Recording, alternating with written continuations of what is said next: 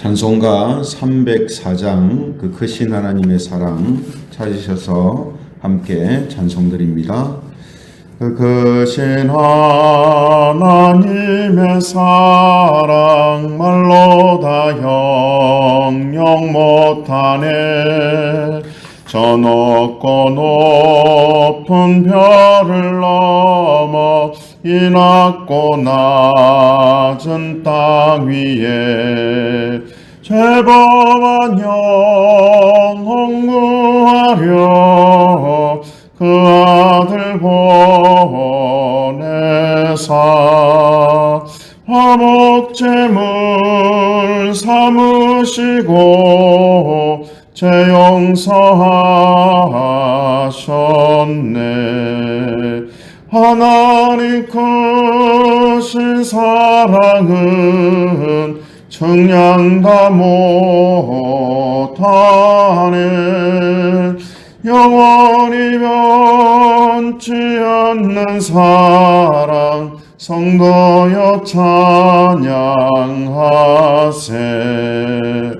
괴로운 시절 지나가고 땅 위에 영화세할 때 주 믿지 않던 영혼들은 큰 소리 외쳐 울어도 주 믿는 성도들에게 큰 사랑 베푸사 우리의 죄 사했으니 그 은혜 잊을까.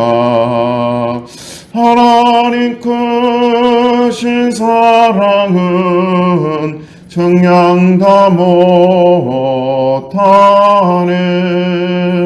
영원히 변치 않는 사랑 성도여 찬양하세.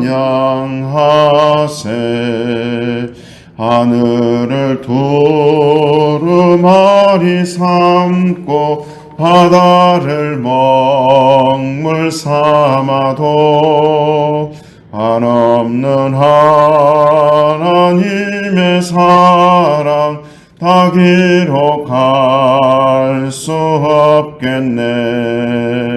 하나님의 크신 사랑 그 어찌 닿았을까. 저 하늘 높이 쌓아도 채우지 못하리.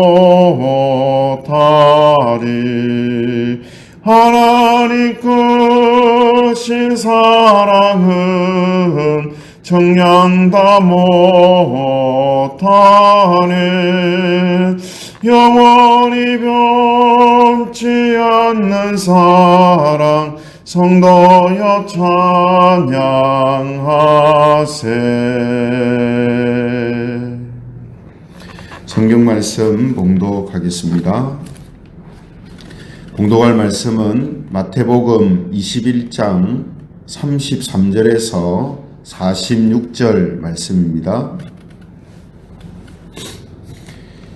마태복음 21장 33절부터 46절 말씀까지 말씀을 제가 봉독하겠습니다. 33절부터 봉독하겠습니다. 다른 한 비유를 들으라.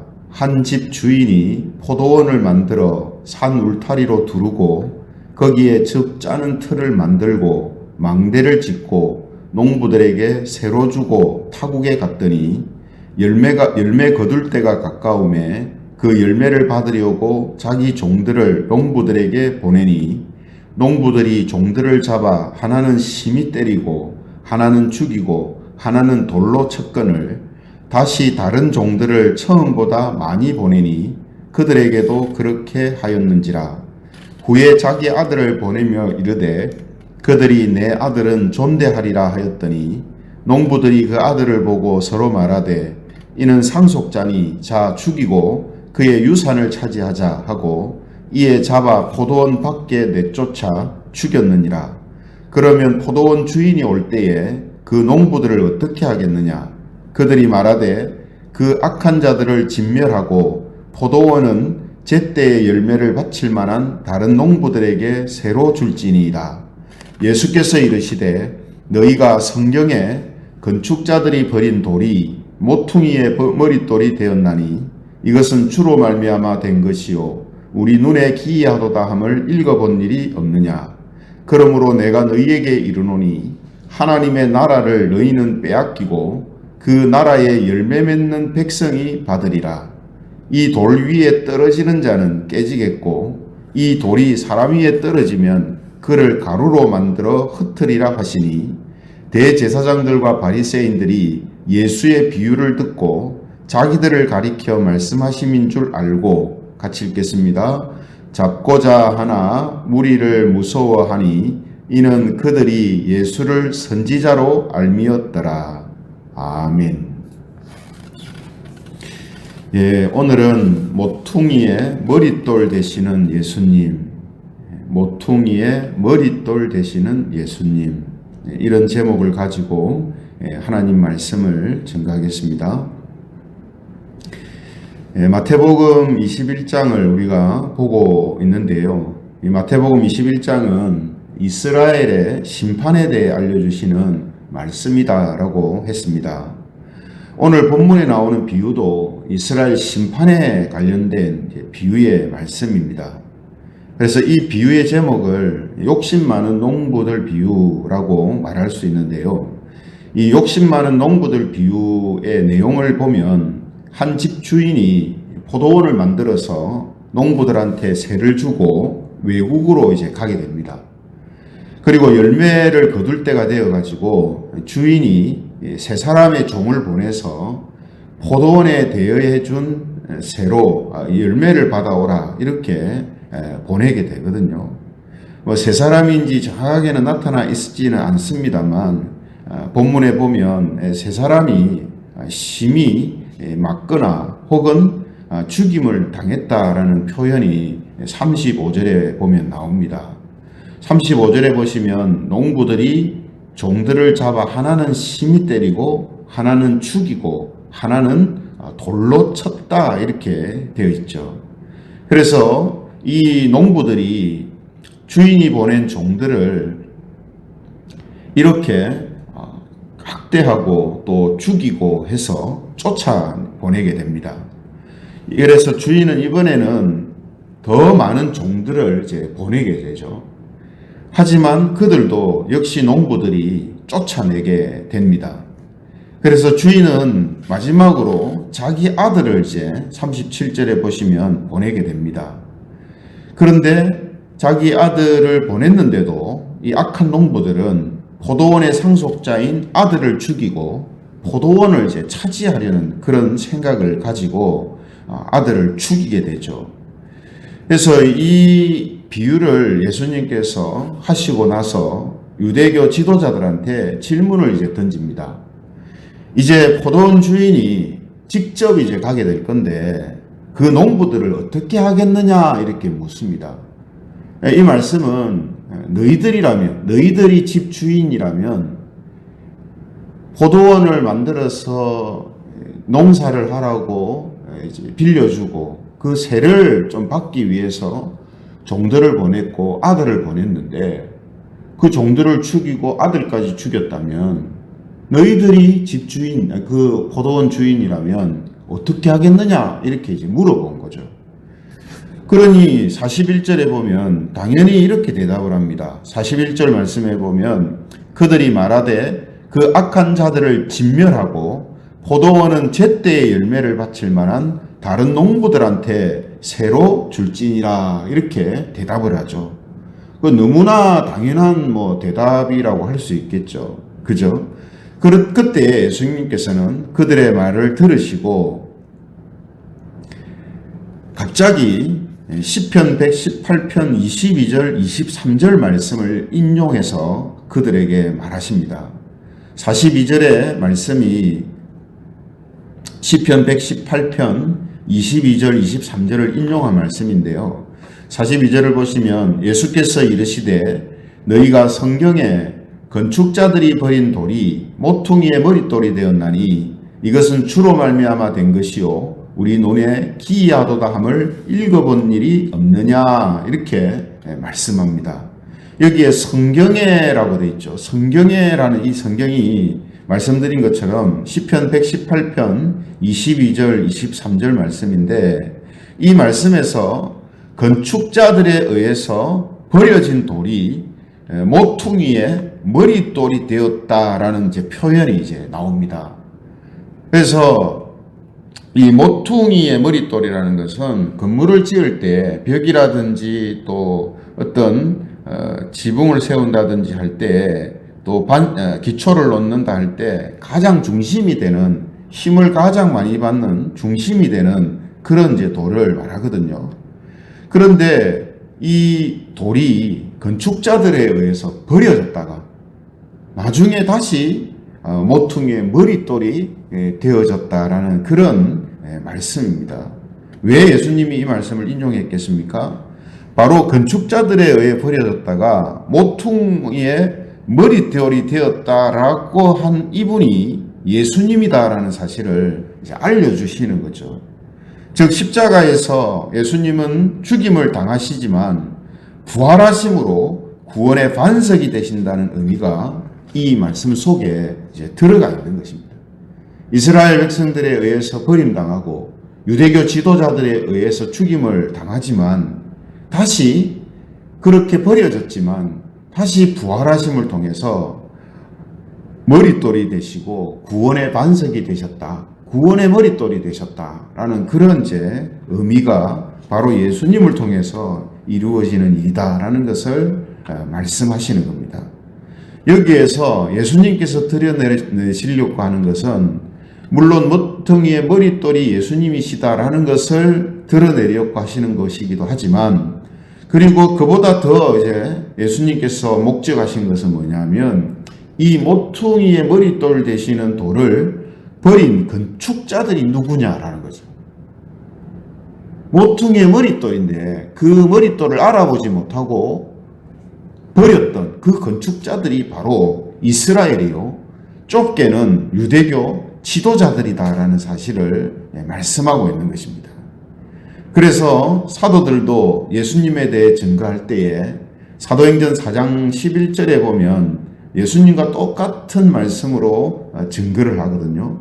사도행전 4장 11절에 보면 사도들이 이렇게 이야기를 합니다. 이 예수는 너희 건축자들의 버린 돌로서 집 모퉁이의 머릿돌이 되었느니라. 그리고 나서 사도들이 하는 이야기가 예수님을 버린 건축자들이 바로 이스라엘이요 유대교 지도자들이다라고 사도행전에서 밝히고 있거든요. 그러므로 오늘 예수님의 비유에서 포도원 이 주인이 빌려준 포도원을 악한 농부들이 차지하려고 주인이 보낸 사람들과 마지막 아들까지도 죽였던 것처럼 이스라엘이 바로 그런 행동을 하고 있고 모퉁이의 머릿돌 되시는 예수님을 버리는 행위를 하고 있다라는 것을 이 비유를 통해서 지금 예수님이 드러내 주시는 것이다 하는 거죠. 그래서 우리가 뭐 예수님이니까 당연히 그렇겠습니다만 예수님께서 이렇게 비유를 하시고 또 그것과 관련된 구약 성경을 인용하시고 또 거기에 의미를 정확하게 짚어서 사람들한테 가르치시고 드러내시는 이런 모습을 볼 때 정말 예수님이시구나 하나님이시구나 하는 것을 느낄 수 있을 정도로 정말 이런 부분들이 사람이 뭐 계획해서도 하기가 어려운 그런 말씀들과 비유들이 이제 나오고 있는 것을 우리는 보게 됩니다. 그래서 예수님은 이 비유에서 포도원 주인이 악한 농부들을 진멸하고 다른 농부들한테 새로 줄 것이다 라고 하신 것처럼 이제 43절에 보시면은 뭐라고 하십니까? 43절에 보면 그러므로 내가 너희에게 이르노니 하나님의 나라를 너희는 빼앗기고 그 나라에 열매 맺는 백성이 받으리라 이렇게 말씀하십니다.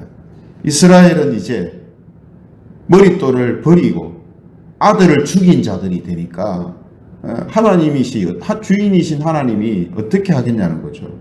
하나님의 나라를 그들에게서 빼앗고 다른 열매 맺는 하나님을 신실하게 믿고 아들을 신실하게 믿는 그 백성들한테 하나님의 나라를 주실 것이다. 이렇게 이제 말씀을 하시죠.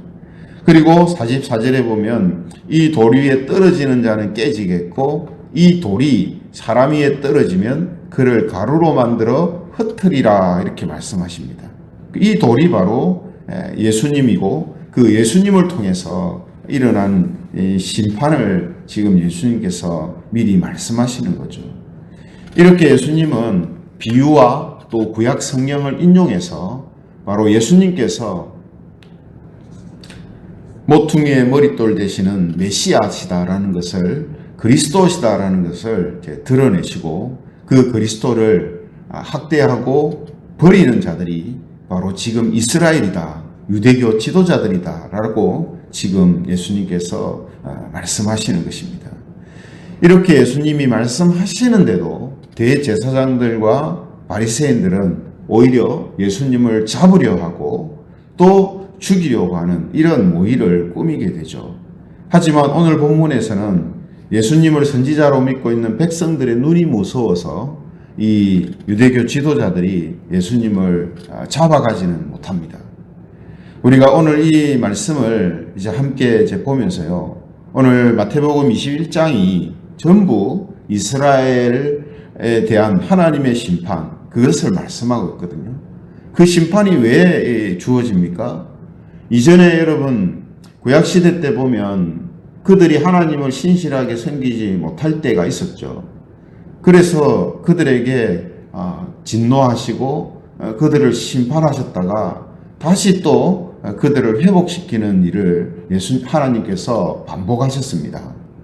하지만 이제 예수님께서 이 땅에 오심을 통해서 그들이 끝까지 예수님을 거부한다면, 예수님을 버린다면 그들에게는 더 이상 기회가 없다라는 것이죠.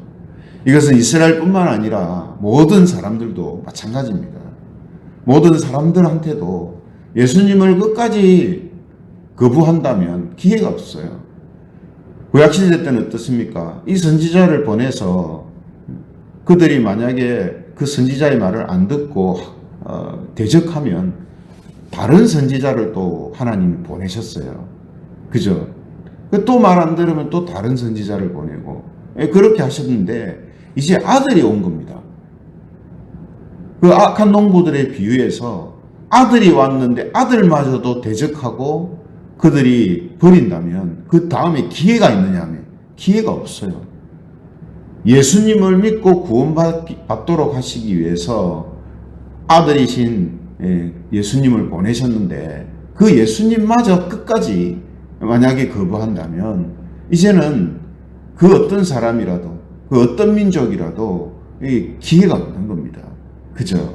그러므로 하나님께서는 오늘 예수님의 이 말씀을 통해서 예수님께서 바로 하나님이 보내시는 마지막 아들이심을 지금 또 드러내주고 계신다라는 거죠.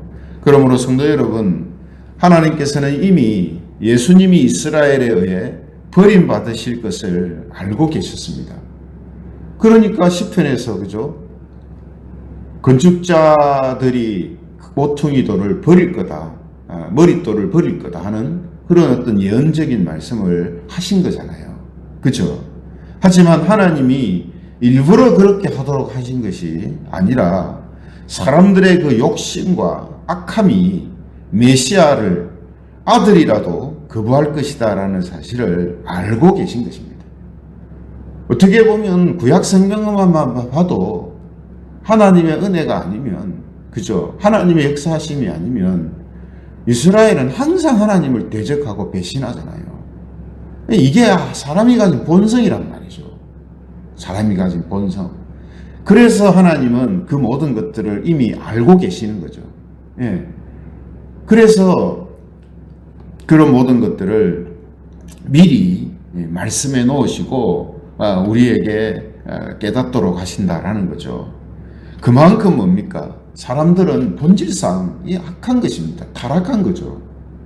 그러니까 하나님께서 은혜를 베푸시지 않고 하나님이 역사하시지 않으면 어떤 사람이라도 저와 여러분들이라도 하나님을 끝까지 신실하게 믿을 수가 없는 거예요. 왜죠? 타락한 본성을 가지고 있는 사람들이기 때문입니다. 그런데 우리가 끝까지 예수님을 믿는 삶을 살 수 있었던 이유가 어디 있느냐 하면 하나님이 우리에게 은혜를 베푸시고 하나님께서 우리를 붙들어 주시고 성령 하나님께서 우리를 인도하시기 때문이다라는 거죠. 그래서 우리는 나의 나 된 것이 모두 하나님의 은혜입니다. 지금 내 모습 이 자체가 하나님의 은혜입니다. 이렇게 시인하고 인정하고 고백하고 감사하는 거거든요. 그렇죠? 그러므로 우리는 사람들로 인해서 야기된 제약의 이런 결과들 하나님의 탓을 해서는 안 됩니다. 동시에 세상의 모든 일들이 하나님의 예지와 예견 가운데 이루어지고 있다는 이 사실을 우리는 깨달아야 한다라는 거죠. 그래서 오늘 우리는 이런 비유를 통해서 우리 자신이 어떤 존재인가 하는 것을 다시 한번 우리가 봐야 되고요. 하나님의 은혜, 하나님의 역사하심, 그것이 우리에게 얼마나 중요한 것인가, 우리에게 절대적인 것인가 하는 것을 깨달아야 합니다. 그래서 우리의 모든 것을 하나님께 굴복시키고 하나님의 뜻을 알아가고 순종하도록 우리가 힘써야 한다는 거죠. 오늘 이런 말씀을 주시는 이유가 우리에게 무섭게 하려고 하는 것도 아니고 또 우리를 두렵게 하려고 하는 게 아닙니다. 우리를 이러한 하나님의 역사하심, 하나님의 뜻을 알고 더욱더 이스라엘의 전체를 되밟지 말고 하나님을 믿고 자신을 하나님 앞에 철저히 순종하는 그런 모습으로 나아오기를 그렇게 하나님께서 원하시는 것입니다. 그러므로 우리 교회와 또 모든 성도들은 이 모퉁이의 머릿돌 되시는 예수님을 자신의 반석으로 삼고 살아감으로 인해서 하나님의 나라를 받게 되는 그런 은혜와 복이 있기를 주님의 이름으로 축원합니다.